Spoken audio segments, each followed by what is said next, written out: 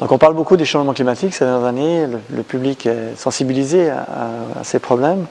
La planète se réchauffe, les précipitations aussi vont probablement changer.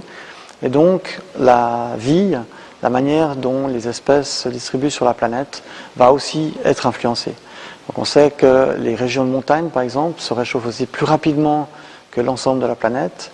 Et donc la Suisse, qui a beaucoup de montagnes, est un pays privilégié pour étudier l'impact que pourraient avoir les changements climatiques sur les régions de montagne. Et donc des gros projets de recherche dans ce domaine se sont développés à l'Université de Lausanne. Donc pour l'étude des changements climatiques, on a deux approches en fait, qui se complètent beaucoup. C'est d'une part d'observer les changements qui ont déjà eu lieu depuis le début des changements climatiques, il y a 20, 30, 40 ans, jusqu'à maintenant, et d'en tirer des leçons. On pense par exemple à la floraison précoce de certaines espèces, comme le cerisier. On pense aussi aux migrations d'espèces dans le paysage, qui peuvent par exemple coloniser progressivement des altitudes de plus en plus hautes au bénéfice d'un climat qui devient de plus en plus doux. Et donc on voit par exemple des sommets alpins s'enrichir avec des espèces de plus basse altitude, ce qui va changer progressivement la nature des communautés végétales qui constituent ces sommets. Donc la deuxième approche pour étudier les changements climatiques, c'est une approche de modélisation.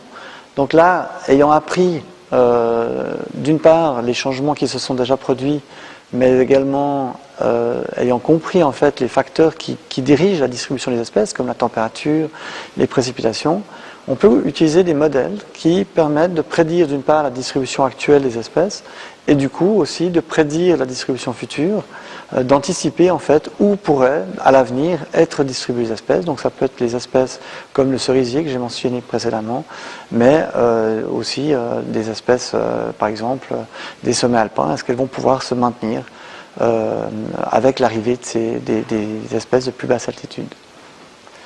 Donc à partir du moment où les espèces se déplacent ou changent leur distribution et donc que les communautés peuvent changer, ce qui pourrait être observé, c'est que, par exemple, les communautés végétales constituées de prairies, de pelouses alpines à très haute altitude pourraient peut-être progressivement être colonisées par des espèces d'arbustes, d'arbres.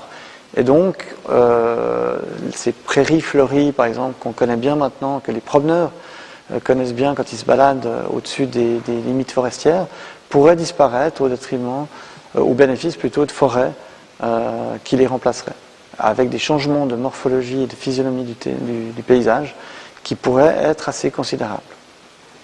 Donc on développe ces modèles qui permettent de prédire les distributions d'espèces. À partir de là, on peut reconstruire en fait, ou essayer de reconstruire les communautés végétales, par exemple aux hautes altitudes, simuler la colonisation d'une forêt dans des pâturages alpins.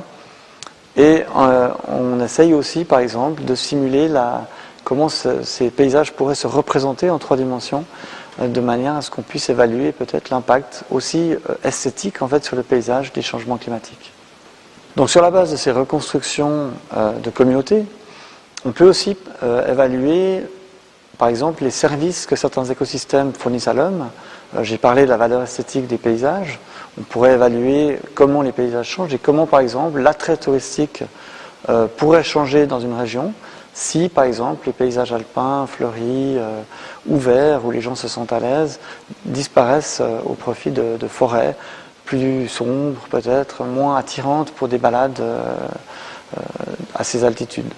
Et puis d'autres types de services sont aussi fournis par les écosystèmes, c'est simplement l'alimentation, la capacité de maintenir l'eau dans les sols ou de prévenir contre l'érosion.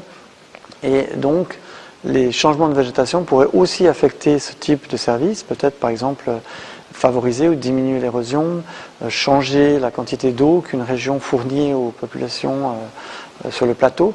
Et donc, ces modèles peuvent aussi servir à essayer d'anticiper comment ces services écosystémiques fournis par la nature pourraient changer à l'avenir.